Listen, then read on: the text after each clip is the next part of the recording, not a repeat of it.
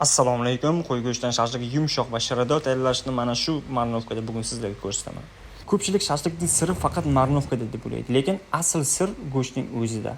Son qismi yoki bel qismi eng ideal tanlov. O'rtacha yog'dor go'shtni yirik va teng qilib to'g'rasangiz shashlik og'izda eriydigan bo'ladi. Marinovatga pomidor yumshatadi va shirin nordonlik qo'shadi. 1 kilogramm go'shtga 100 gramm pomidor yetarli. Ortiqcha bo'lsa go'sht eskib ketadi. Piyoz shashlikning yuragi, shiradorlik va xushbo'y hid beradi. Ikkisini marinadni boshida birga soling. Ular suyuqlik ta'm bazasini tashkil qiladi. Hamma ziravorlarni bir vaqtda solib yuborsangiz, ular o'z kuchini yo'qotadi. Ta'mlar aralashib ketadi, hidi bosilib qoladi. Avval zira kashini solib aralashtirib olamiz.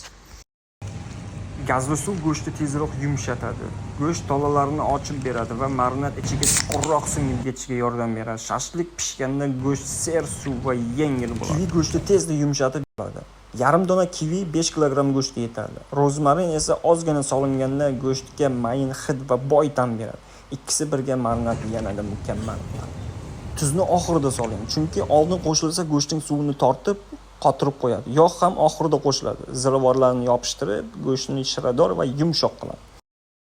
Bu oddiy shashlik emas, balki aynan sizning mahoratingiz. Tatib ko'rib farqni his qiling.